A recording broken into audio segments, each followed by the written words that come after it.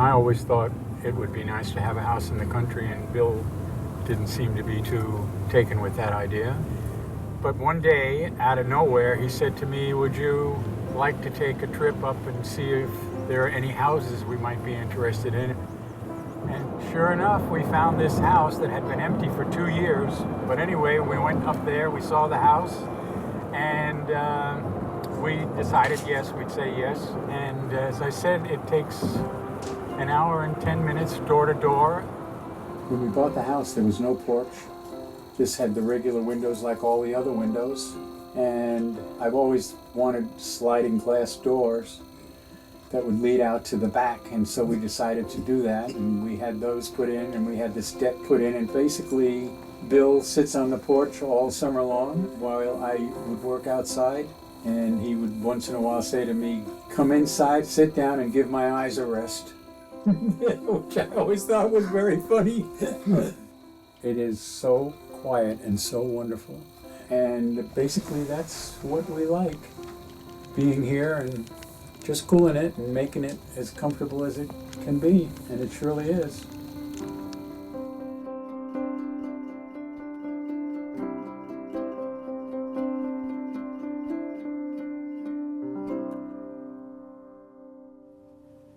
I think I was 18 and a half when I got to New York, and I had never been to the baths, but I fell in love with them. And I started going every Friday night. Yeah, a friend of mine, one Friday, he asked me if I had ever been to the bath. And I said, no, I hadn't. And so he said, well, you're missing something, so let's go tonight. So I was standing outside the steam room, and there were these people going by, and each one I looked at and I thought, wow, maybe do you suppose it would be possible to have a relationship with this person or that person? And suddenly I saw this fascinating looking person, and he was standing outside the steam room smoking his cigarette. And we sort of introduced ourselves to each other, and we went to the back of the bath and began to talk a little bit.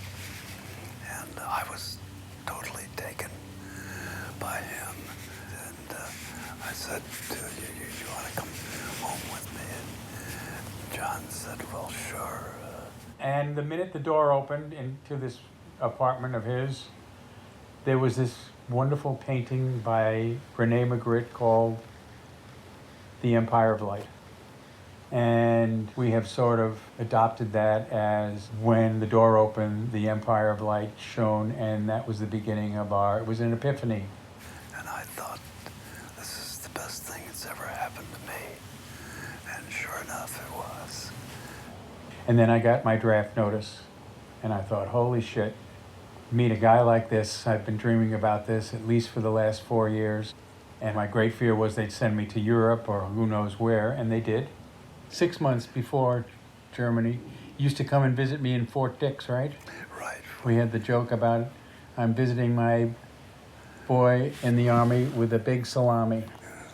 We'd have a little picnic, and he would always bring fried chicken and deviled eggs, and we'd sit there totally enraptured with the thought of being together. And then he did everything in his power to make sure that we would have a life together, even though we were separated for 18 months.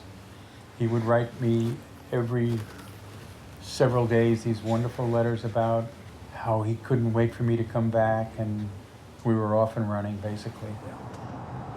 Aren't they beautiful? Yeah. Well, the apartment, we've been here since 1965. When I met Bill, he lived up in Washington Heights, and somehow by accident we found out that this was available, and we just fell in love with it the minute we saw it, and we've been here ever since. 50 years. 50 some years. Some odd years. He took me to see my first foreign movie. I'd never seen a foreign movie. He took me to dinner one time at a place called the Brittany Cafe on 9th Avenue. That it was the first French meal that I'd ever had, and I was his project. And he wanted me to get a degree, and he wanted me to move on and move up, and he made it absolutely his goal to support me in every way. I went to school at night for 9 years, 4 nights a week, worked full time. I never did a thing. Bill made my meals, he made the bed, he did the laundry. I mean, it was unbelievable. The first thing he did when I really got accepted at Baruch, he bought this Encyclopedia Britannica and a brand new desk, and it was obvious that he was going to do everything he could to help me make it. He wanted to do that, and I knew it. And so when I was getting ready to graduate and I got my degree, I told Bill he will never, ever, as long as we live, do the laundry again. And that was in 1971. And so he has never, ever done the laundry since. This wall is basically dedicated to our 23 trips over 23 years to Spain that we just absolutely had the most wonderful time. We started at the south and we went all the way up to the north. We drove all through Spain for 23 years. And I was sitting in this wonderful seat, looking here, looking there, looking down around, seeing every wonderful thing about the paisaje, and I never gave it a second thought. I always thought that Bill was seeing the things that I saw.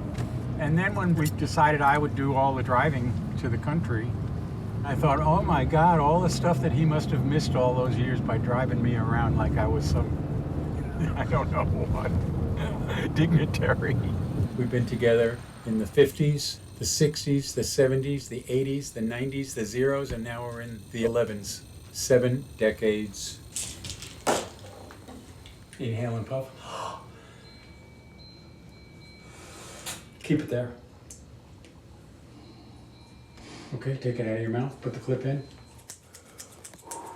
Bill is definitely in the early stages of Parkinson, and he's not as swift as he used to be. His attitude is wonderful. There are a lot of things he can't do quite as well as he used to do without any problem, and so he needs a little more help, but I get overwhelmed once in a while. I get a little bit snappy, which bothers me, makes me feel really crappy, that I can't be more patient, and he tells me that I'm too hard on myself, which I find typical. But yes, he needs a little more help, and I'm glad I can do it. I was his project, now he's my project. It's a real privilege. I call it payback time. I'm paying him back for all he did for me from day one. When I was sent to Germany, Bill would write these letters to me to make sure that I knew how important I was to him and how he couldn't wait for me to come back and how he missed me. This is a letter dated December 5th, 1958. We met on December 6th, 1957. And it starts off, "My dear John, 1 year ago today, ! I'm remembering the birth of my greatest and completed happiness on this day. I am the happiest and most grateful man. I have tried to tell you at so many times and in so many ways what it all has meant to me, and I must say it again today, that the joy I have known in being your friend has never been surpassed, and it brightens every prospect for the future.